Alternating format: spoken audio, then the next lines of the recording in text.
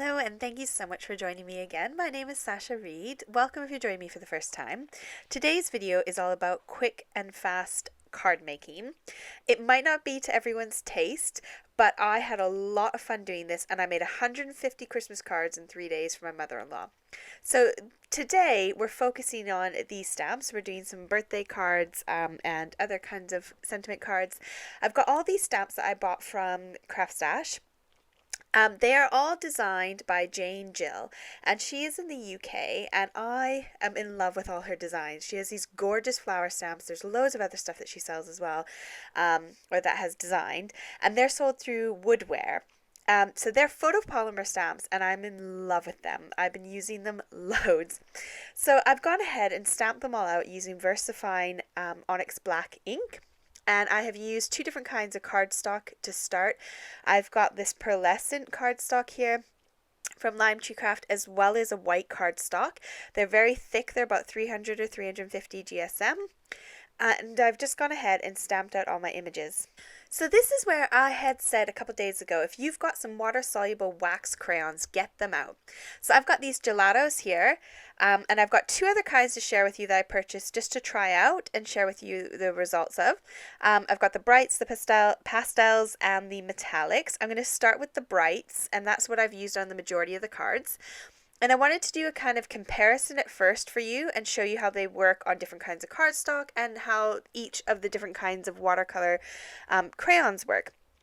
So this is all about getting a bit messy and doing a watercolor wash. So this is not intended to look perfect and be beautiful and amazing, which is why I think it's not really to everyone's taste.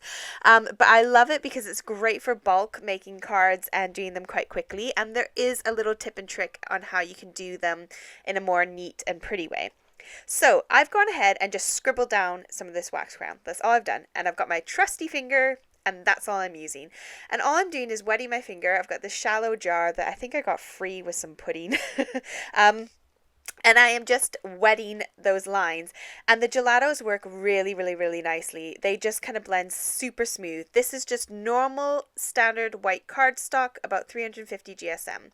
So that's all blended out really, really nicely and really pretty. And that's all I've done is used my finger and scribbled, and that's it.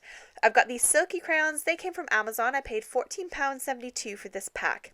You get 36 colors altogether. There is slightly less, I think, in each of the crayons than there is in the gelato. It's definitely a lot softer of a crayon as well, so it looks like you could kind of go through these quite quickly. It was really hard to get a really nice light rub of these crayons on there. Again, I'm doing the exact same thing. I've used three sort of similar colors, and all I'm doing is taking my finger, getting it wet, and rubbing out those lines, and these crayons are working beautifully as well. So I'm really happy with these crayons. In comparison to the gelatos, they're almost dead similar, apart from the fact that they're a bit softer, so they kind of seem to rubbed down a bit too quick in a sense. So I got a few chunks with these ones is what I'm trying to get to. But these were really nice. I'll link everything down below that I can. I got these from Amazon in the UK. I'm sure they're available other places, but these were really fantastic. A great bargain. Really good value for money for these ones. Moving on, I picked up this set here, which was more expensive. It was £17.18, and I bought these on Amazon as well. I wanted to give them a go. I had some that I got from B&M as well, but the kids used them all up and I couldn't find any in the house. This one, again, you get the same amount of colors. They're slightly thicker crayon. They're not as thin as the other ones. They're skinny. And I'm doing the exact same thing, picked three similar colors, and I'm just going to scribble them on like I've done all the other ones, just to give you a comparison as to how they all work. I thought it would be helpful if I didn't just use gelatos, because you might have something like this lying around your house, and sometimes I find that I don't know that I've got it until I've seen somebody else use something that looks different, and I'm like, oh yeah, actually I've got something like that. So these ones I was not happy with. You can see the lines are still there.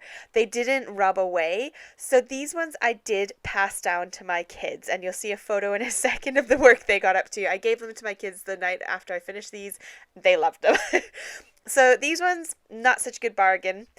There's the three. We've got on the left, we've got the gelato. In the middle, we've got the other brand from Amazon. And on the end, I've got this sort of German, I think, brand that just didn't work as well.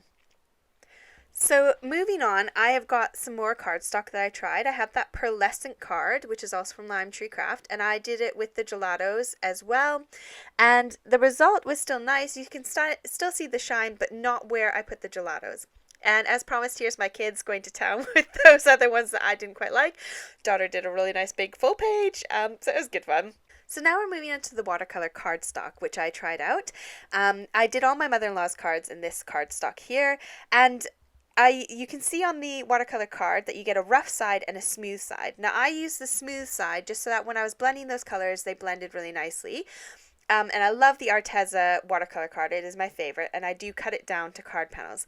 Now here you can see the comparison. On the right is the watercolor card, on the left is the normal card. And again, on the right is the watercolor card, and on the left is the normal color card. So you can see the colors much vibranter, if that's a word, if you use a watercolor card. So I do recommend that. It works out a lot better. Now I've got my little spray mist here. I love adding some shimmer to stuff. I will link the video down below to show you how to make your own shimmer spray. I've used the Arteza Mica powders to make mine.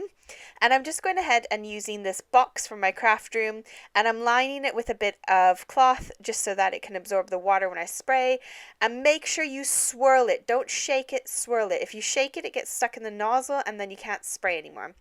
So I'm going ahead and I'm misting up my card with all this shimmer, and I sprayed about 4 to 6 sprays per card. You could have probably got away with 1 to 2, but I like a lot of shimmer on my cards.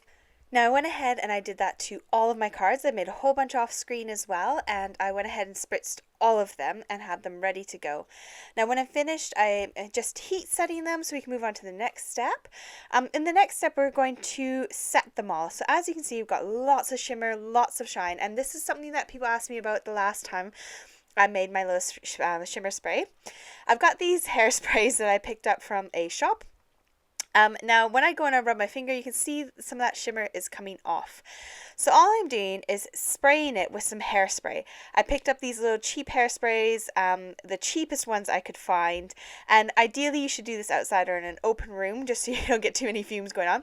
But you can see now I'm barely getting any of the shimmer coming off once I've set that and coated it with some of that hairspray. So here are my mother-in-law's cards. I did 150 in total, and I sprayed them all with light gold, and I sprayed all of them with that one bottle as well. So the mica powder goes a long way. There were only about 2 scoops of mica powder in that whole bottle, and it sprayed all of my 150 cards. And I did put some gems on those cards to finish them off. Now here's the alternative way. If you do not like the messy look, if you do not like using your finger, you can come in with a paintbrush and it blends out really nicely as well. So you could just come in, use the paintbrush, and you can get the same kind of effect. I just found this took about 4 times as long. It was nice and quick and easy when I used my finger. Paintbrush did take a bit longer. And I mean by 4 times as long, it took me probably a minute per card, and then that took about 3 or 4 minutes. Here's my big stack of scrap bits left over from these paper pads. I got these paper pads about 3 months ago, 2 or 3 months ago. I've been using them like crazy and they are still going. I have got tons of cardstock left. You've got one of every color in these packs and I love them. I'll link them down below for you. I think they're on offer right now for Black Friday, which is really awesome. They are on CraftStash, and CraftStash do ship worldwide. If they are out of anything on CraftStash that you like, you can always hit this little notification thing where you put your email in and they'll email you when it's in stock, which is what I normally do when I want something and it's out of stock. So I've gone and cut all these bits of scrap into some matting layers to go on my cards, and I just picked a piece of card that matched something on my card, or my card front I should say. So now I've got them all matted and ready to go, and I just love how quick and easy that was. I've got my card bases here and I'm just going to fold them in half, and then I'm going to crease them with my bone folder. This is how I do all my cards. Take my cardstock, cut it in half, and then I fold it in half. So now I've got all my card bases completely done, and I can adhere my tops to them, and then I can go ahead and I can embellish them and decorate them. So a couple of them I decided to go a little bit different. So this one I'm setting off to the side, and I'm just sticking it down and then taking my long Tim Holtz scissors, which are a non-stick titanium scissor, and I'm just trimming off that excess off the edges. And then I've got a fun card that's kind of got a unique look to it as it's not centralized. This one I decided to do just in the middle, and I tucked it down at the bottom and trimmed off that top piece. So it's a bit of a shorter card, but I don't think it really matters. No one's going to get out their ruler and measure, are they? So I did a few ones that were slightly different. So we've got all of our cards done and ready to go. Now I've got these sentiments from Jane Gill as well. I think I called her Jill earlier, but it's Jane Gill. And I really like some of these sentiments. They're really sweet. They're different ones. They're not happy birthday and things. So I've got these sets here which have the happy birthday, welcome to the neighborhood. These I keep in a little tub on my desk. I have pre-stamped them and die cut them. Now here are some strips that I've got. These are the leftover strips from cutting down my card fronts. So I cut them down to fit on the front, and they make perfect sentiment strips. So don't toss those away. Keep your scraps. Always keep your scraps. And I'm going to share with you in a second, you'll see why I keep all my strips and my scraps. So I've just measured that on the front. Here's my scraps, little jar. This is where I keep little strips. And I just started digging through here to see if I could find some colors, and then kept finding all my scrap bits from those paper pads. So now I've got all these chunks of scraps, and look at this. Ta-da! A matching one. And it's actually the perfect size, perfect width. Like, you couldn't get any better. That's why I keep everything, isn't it? I'm such a hoarder. But it's worked out really well. And I love this method of keeping these little strips. It's just a peanut butter jar as well. I just have it on my desk. And I just grab it when I need it, and I keep all my strips in there. I can cut them thinner if I want, but this worked out perfect. And a lot of my little sentiments that I put on my cards came from this jar and came from little strips like this. So just dig out those scraps and see what you've got, because you might have something that fits it. So now all we're going to do is embellish and decorate the fronts. I'm not going to bore you by decorating every single one of these. I have done a couple on camera, and then the rest are all in photos at the end of my video. So I've got my Glossy Accents, which I had to buy another one because I lost the other one before I even used it. It's somewhere in my messy craft room. So anyways, I bought another one from Cardstock. Here it is when it's all dried. It's nice and clear. I should have taken a picture from the side so you could see the dome effect. Now with these stamps, I love these ones because they're nice and big and they're all individual. With these ones, you can get proper messy. I didn't even bother to try on these, as I did 3 of them in total. I've got my Tonic little mini scissors. These are haberdashery scissors, and I just call them fussy cutting scissors. I hate fussy cutting, by the way. I hate it. Anyways, I had to fussy cut these ones out because they're gorgeous, and I wanted to do a layered dimensional card. So I went ahead and fussy cut out these, and it's great because you can't even tell how messy I got with these flowers because I cut them out. And now I'm just applying some glue to the bottom too, but I'm not pushing it down just yet because I want to go ahead and stick some of these leaves in. So I'm lightly resting them on top of the cardstock, getting out some of my dimensional stickers, kind of plastering the back of this one. Went to town on those foam stickers. And now I'm starting to press everything down a bit more firm because now I can get it all stuck down. Some of the leaves that went behind the popped up one, I also popped them up on some foam as well. And I'm just tucking in the leaves in and around, all around these flowers, just so they've got like the nice little bit of character to them. And then again, I'm going to take my long Tim Holtz scissors and I'm just going to trim off the back of, like, I'm going to flip it over and trim it off from the back so I get this nice even card front.